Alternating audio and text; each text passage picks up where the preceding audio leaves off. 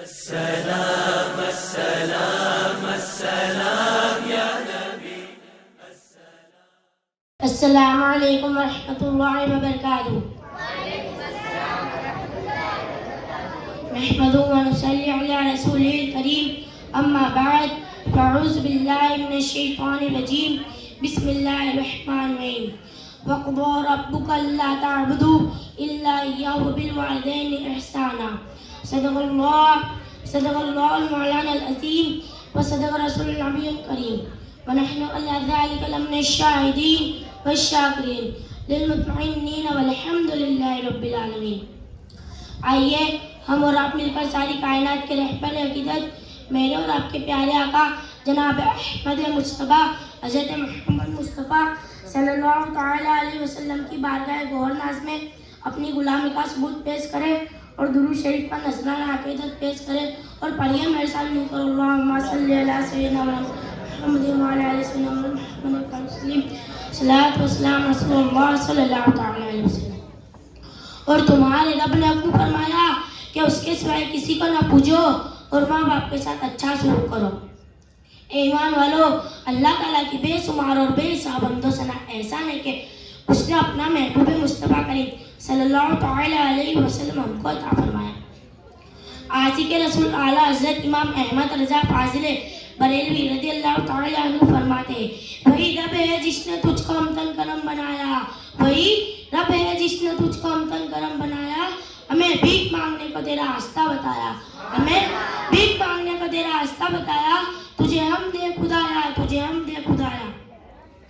करोड़ों करोड़ों दुरूद व सलामो उस महबूब आजम पर जो खालिक का महबूब है और मखलूक का भी, जिस जाते गिरामी ने हिदायत की राह पर चलना सिखाया और खालिक को मखलूक के हुक्म से आसना किया और उन राहों पर चलने से मना फरमाया जिससे हमारा रब ताला नाराज होता है। उनकी बुरी राहों और गुनाहों में एक अजीब गुनाह और बुराई माँ बाप के साथ बदसलूकी और उनकी नाफरमानी भी है। कुरान हकीम में तकरीबन 15 मुकामात पे अल्लाह ताला के हुकूक के साथ माँ बाप के हुकूक का भी जिक्र फरमाया और उनके साथ नेकी, सुलह, रहमी, हुस्न सलूक और अच्छे बर्ताव करने का हुक्म साबित किया। मुलाहिजा फरमाए सूरह बनी इसराइल में फरमाया, वक़ज़ा रब्बुका अल्ला तअबुदू इल्ला इय्याहु व बिल वालिदैनि इहसाना। और तुम्हारे रब ने हुक्म फरमाया कि उसके सिवाय किसी को ना पूजो और माँ बाप के साथ अच्छा सलूक करो। और सूरह बकरा में फरमाया, वइज़ अख़ज़ना मीसाक़ बनी इसराईल ला तअबुदू इल्ला इय्याहु व बिल वालिदैनि इहसाना। और तुम फरमाओ, आओ मैं तुम्हें और उस वक्त को याद करो जब हमने बनी इसराइल से अहद लिया कि अल्लाह के सिवाय किसी को ना पूजो और माँ बाप के साथ भलाई करो। और सूरह निसा में फरमाया, वअब्दुल्लाह वला तुशरिकू बिही शैअन व बिल वालिदैनि इहसाना। और अल्लाह की बंदगी करो और इसका शरीक किसी को ना ठहराओ और माँ बाप के साथ भलाई करो। और सूरह अनआम में फरमाया, कुल ताअलौ अतुल मा हर्रम रब्बुकुम अलैकुम तुशरिकू बिही शैअन व बिल वालिदैनि इहसाना। तुम फरमाओ, आओ मैं तुम्हें पढ़कर सुनाऊं जो तुम पर तुम्हारे रब ने हराम किया है कि इसका शरीक किसी को ना करो और माँ बाप के साथ अच्छा सलूक करो। अल्लाह अकबर, अल्लाह अकबर। ईमान वालों, इन आयत में किस कदर एहतमाम के साथ माँ बाप के मकाम और मर्तबे को बयान किया गया है। अल्लाह ताला हमें अपने माँ बाप के मकाम और मर्तबे को पहचानने और उनकी कदर करने की तौफीक अता फरमाए, आमीन। हजरात, जिस तरह अल्लाह ताला ने माँ बाप के साथ नेकी और भलाई करना हम पर फर्ज कर दिया है, उसी तरह माँ बाप के लिए कोई नामुनासिब और सख्त बात कहने से भी मना फरमाया है और इनकी नाफरमानी और बेअदबी को हराम ठहराया है। माँ बाप को उनका नाम लेकर ना पुकारे, ये खिलाफ अदब है और वो सामने न हो तो उनका नाम लेकर जिक्र करना जायज़ है। माँ बाप से उस तरह कलाम करें जैसे गुलाम और खादिम अपने आका से बात करते हैं। आयत रब्बी रहमुहुमा से साबित हुआ कि मुसलमानों के लिए रहमत और मग़फ़िरत की दुआ जायज़ और उन्हें फ़ायदा पहुँचाने वाली है।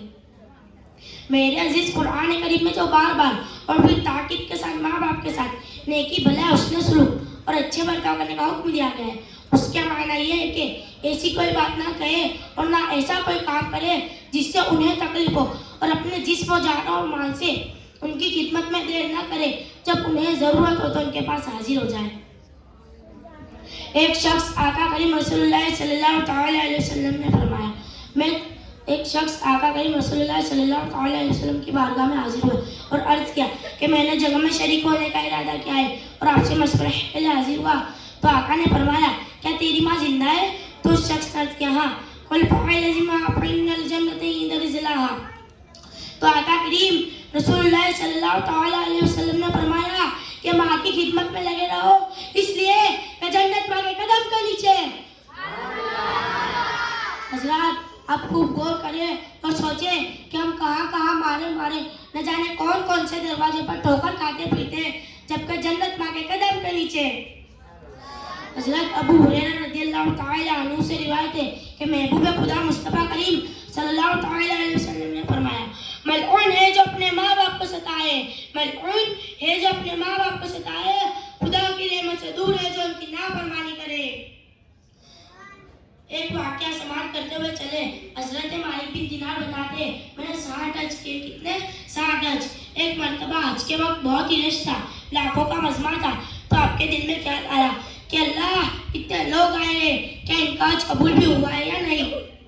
फरमाते, मैं सोच रहा था, ख्वाब में मैंने कहने वाले को कहते हुए सुना कि सबका हज कबूल हो गया, बल्ख का रहने वाला मोहम्मद हारून बल्खी है, उसका हज कबूल नहीं हुआ। उस वक्त हज के दौरान सबके खेमे अलग अलग लगते थे, जैसे इंडिया वालों के अलग खेमे, पाकिस्तान वालों के अलग खेमे, तमाम के अलग अलग खेमे लगते थे। आप कहते हैं, मैं सवेरे उठकर ढूंढना शुरू किया, ढूंढता हूँ कि वो बंदा मिले जहाँ बल्ख शहर के लोग रहते हैं। वहाँ चला गया, वहाँ जाकर उन लोगों से कहा, तुम में से मोहम्मद हारून बल्खी कौन है? तो उन्होंने कहा, वो तो बड़ा नेक आदमी है, परहेजगार है, बड़े भोले वाले। आपने कहा, अच्छा, कहाँ है वो शख्स? उन्होंने कहा, पहाड़ के पीछे उसका खेमा लगा रखा है, सारी रात इबादत करता है, सारा दिन रोजा रखता है, कायमुल लैल है, साइमुल दहर है। फरमाते, मैं उन लोगों की बात सुनकर हैरान हो गया, मुझे क्या बताया गया, ये क्या कह रहे हैं? मैं पहाड़ के पीछे गया, जब देखा तो वह शख्स मुसल्ले पर बैठा था, कसरत इबादत के आसार उस पर नजर आ रही थी, सीधा बाजू उसका कटा हुआ था। 2 रकात पूरी होने के बाद उससे अस्सलाम वालेकुम कहा, तो उसने कहा, वालेकुम अस्सलाम, अब हजरत मालिक बिन दिनार है? तो आपने कहा, बड़ी इसकी फिरासत है। उसने कहा, तो आपने कहा, बड़ी इसकी फिरासत है।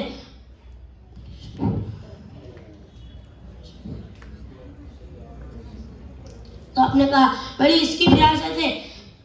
तो उस शख्स ने अर्ज किया कि मुझे आपको ख्वाब आया होगा कि मेरा हज कबूल नहीं हुआ, मुझ पर और बिजलियां गिरी, क्या हो रहा है, ये मांझा क्या है? तो कहने लगा, आप ना पूछे, ये कह के उसने रोना शुरू किया। देर तक रोता रहा। आपने कहा, नहीं यार तू बता। उसने कहा, आप ना पूछे, आप नाराज हो गए। तो उसने कहा, आपने कहा, तू बोल, मैं नाराज नहीं होगा। तो कहने लगा, मैं 24 साल से हज करता आ रहा हूँ, हर साल कोई एक अल्लाह का वली आता है और बताता है, जा चला जा, तेरा हज कबूल नहीं हुआ। हजरत मालिक बिन दिनार ने फरमाया, तूने ऐसा क्या गुनाह किया है जो तू इतने साल से हज करता आ रहा है मगर तेरा एक भी हज कबूल नहीं हुआ? तो कहने लगा, अल्लाह ताला ने मुझे बहुत मालो दौलत से नवाजा था, मालो दौलत की वजह से मैं बड़ा अय्यास हो गया था। उस वक्त रमजान का महीना चल रहा था, शाम को शराब पीकर मैं घर पहुंचा तो देखा माँ तंदूर में इफ्तारी के लिए रोटियां बना रही थी। तो मैंने कहा, मुझे भूख लगी है, मुझे खाना दो। तो उसकी माँ ने कहा, शर्म ना आए तुझे के तेरा तो रोजा नहीं है, मगर जिसका रोजा है उसकी तो ताज़ीम कर ले। इस बात पर उसको गुस्सा आ गया, तो उसने उठकर अपनी माँ को एक थप्पड़ मार दिया और फिर उसकी माँ जलते हुए तंदूर में गिरी और फिर उसके घर पे लोगों की भीड़ जमा हो गई। उस शख्स को कमरे में बंद कर दिया। जब उसका नशा उतरा तो उसे सुबह बाहर निकाला। तो उसने कहा, क्या हुआ है? तो उन लोगों ने कहा, तेरी माँ का इंतकाल हो गया है और उनकी तदफीन भी कर दी। तो उसने कहा, मुझे बताया क्यों नहीं? तेरी माँ ने मरते वक्त कहा था कि उसे मेरा चेहरा देखने मत देना। तो ये वाकया जब हजरत, तो उसने कहा, उसे होश आया तो उसने उठकर उसी वक्त उस कुल्हाड़ी लेकर उस हाथ को काट दिया जिस हाथ से उसने अपनी माँ के ऊपर हाथ उठाया था। ये वाकया जब हजरत मालिक बिन दिनार ने सुना तो कहते, तुझे जरा भी खौफ ना आया हाथ उठाते वक्त? जा, मैं भी तुझे माफ नहीं करता। देखा आप जब माँ बाप का दिल दुखाते तो कितनी भी ताज़ीम कर ले, इबादत कर ले, मगर सब के सब ज़ाया है। अल्लाह ताला हमें औलाद होने की हैसियत से अपने माँ बाप की इज्जत और तकरीम की तौफीक अता फरमाए। और अगर हम माँ बाप हैं तो हमको अपने औलाद के हुकूक को इस्लामी तालीमात के साथ अदा करने की तौफीक अता फरमाए। आमीन आमीन। व आखिरु दावाना अनिल हम्दुलिल्लाहि रब्बिल आलमीन। अस्सलामु अलैकुम व रहमतुल्लाहि व बरकातुहू।